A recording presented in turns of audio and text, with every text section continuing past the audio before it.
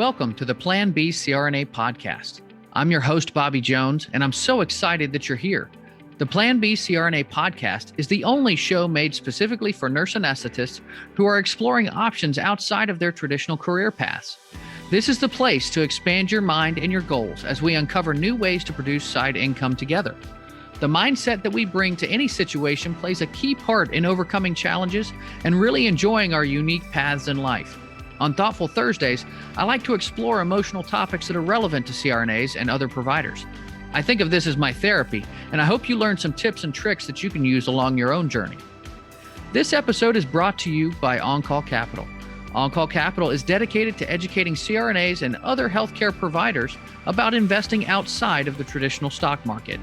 On-Call Capital also provides opportunities for you, yes, you, to create passive income and generational wealth while also lowering your taxable income through investments in the apartment and alternative investment spaces. If you haven't hit subscribe yet, make sure you do that right now so that you don't miss an episode. Thanks so much for joining me today, and now on with the show. Welcome to Thoughtful Thursdays on the Plan B CRNA podcast. I'm your host, Bobby Jones. You might notice that this is a little longer than a typical Thoughtful Thursday show, and that's because I struggled a little bit with some of the advice that I found. So I ad-libbed some because I think that this stuff really matters.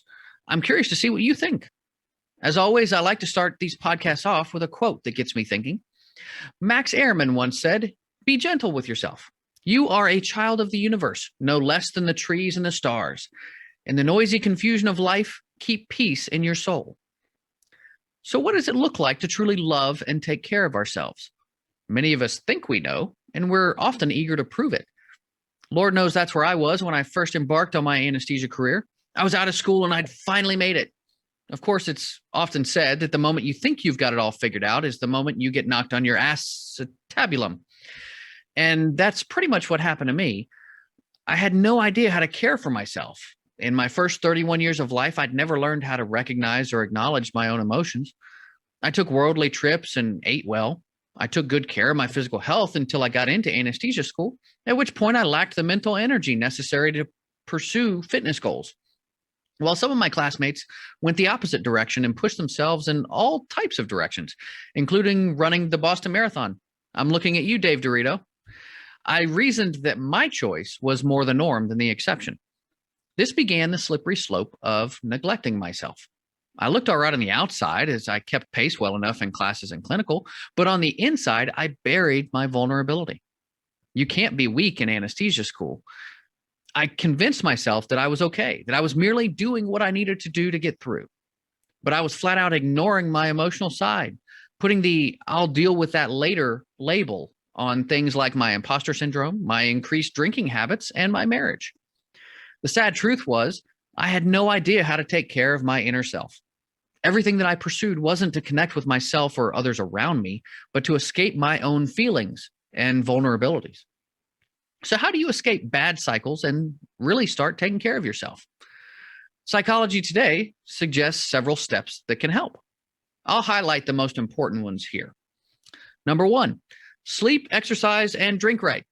These are the no kidding categories. We all know these, but how many of us really practice them? I'll readily admit to staying up and eating nachos way too often. Just because I don't follow these things often doesn't make it wrong. It just makes me a bit of an idiot sometimes. And that's okay because, hey, we're all on our own paths. Number 2, say no to others. This can be really challenging for those of us who are mediators or susceptible to any kind of peer pressure. But constantly signing up for more than we can chew can severely sap our energy, leading to burnout, anxiety, and irritability. By practicing politely declining offers, we develop more selectiveness in choosing the things that truly matter to us. Number 3, get outside. Spending time outside can help reduce stress, lower blood pressure, and reduce fatigue. Surrounding yourself with nature can also teach you how to live more in the moment. I'm trying to teach this to my own children right now. My son got upset the other day on a hike. So we sat down to just listen to the waterfalls and the birds nearby. Sure, he got impatient, but he calmed down first before he took off merrily running down the mountainside. So I count that as a win. Plus, getting outside can help you sleep better at night. And I'm all for those kinds of multi-purpose tactics. Number 4, take a self-care trip. For starters, let's just say this probably isn't a trip to Las Vegas, but it could be. Getting away for a weekend every now and then can help you to disconnect, relax, and rejuvenate.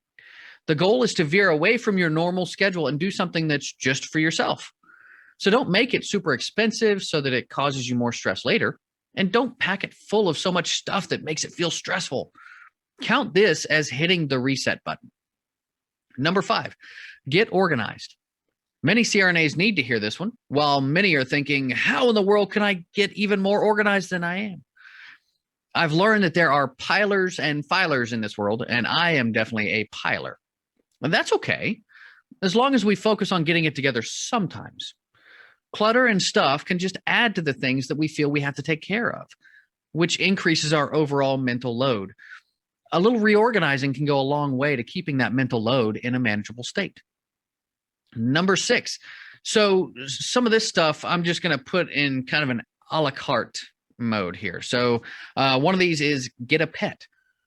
Sure, pets can be great for reducing stress and feelings of anxiety, unless you're not at all an animal person, or you pick the particular pet that pees all over your clothes after you've just been gone for a 12-hour shift. Next is cooking at home. Yeah, we all know that fast food isn't great, but some folks legitimately don't know how to cook. While it's one of my personal therapies, it always ends up with a messy kitchen that I end up having to clean myself. Now, the end justifies the means for me, but I'm kind of a weirdo, and I recognize that not everybody gets a joy out of cooking. Next is read a book on self-care. Come on, do I really need to go over that? What I've learned from my life is that when the student is ready, the teacher will appear. And by that, I mean you just won't get much from forcing yourself to read a book. You have to be mentally ready to accept what's inside. Have you ever noticed how you can read a book one time and then read it again a few years later, only to see completely different things inside? That's what I'm talking about. You just can't force some things. All right, number 7. This last one is important. Schedule your self-care time. Yes, it's hard to find extra time, but we do need to try to plan for ourselves. These moments alone can help us to make better sense of what's going on around us. If that self-care time includes friends, that's fine too. Sometimes we need others to make us feel connected and relaxed, as well as to help steer us away from bad paths. You can schedule a long walk, a candlelit bath, a brisk run. You can also incorporate deep breathing at different times of the day. Whatever it is, make sure you take advantage of that time to reflect and find the calm. The more you work at this, the better you'll get at it. I want to point out that I find it interesting that most of the methods mentioned here do not involve examining your underlying emotions or previous hardships or trauma points. And I'm going to go ahead on a limb here and say that this is a huge error. If you want to truly take care of yourself, you're going to have to learn how to handle emotions. This includes identifying them, finding out where they came from and why, and processing through them. This may require some professional counseling, which is completely normal. Emotional intelligence is so important. And even psychologists don't talk enough about it. In fact, I've actually written emotional intelligence down as a topic for another show. Be on the lookout for that one. It's going to be a barn burner. I think it's important to keep in mind that you can train yourself to find peace. Studies aplenty prove that taking regular time to deep breathe or meditate can have long-lasting effects throughout the day. I recently read an article about how Steph Curry can take his heart rate down into the 80s during a single timeout after running all over the court. This is not just happenstance. This happens precisely because he trains for it. Sure, none of us are superior athletes, except you, Dave. But every single one of us has to train for the outcomes that we want in life. If we want a healthier lifestyle, we must train for it inside and out.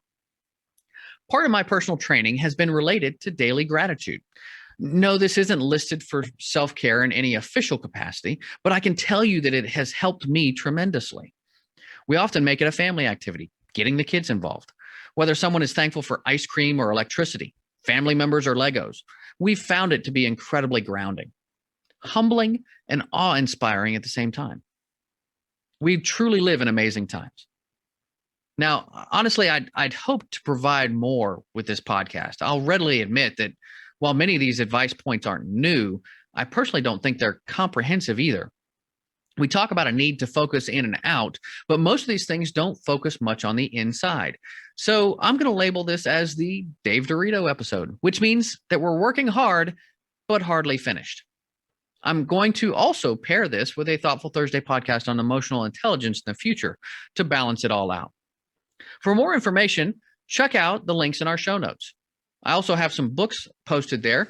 One of them is called Fear Less by Dean Sluyter. Another one is called Silence by Erling Kagge. And the next one is The Self-Love Experiment by Shannon Kaiser. As always, I'd like to thank you for listening to the Plan B CRNA podcast. If you found value today, make sure you hit subscribe so that you don't miss an episode. I also want to hear from you. If you have a question, comment, or topic that you'd like me to cover in a future show, make sure you rate and review on your podcast player. I check those all the time, and I try to cover those questions in future episodes. I hope you'll join us next time. This is Bobby Jones signing off.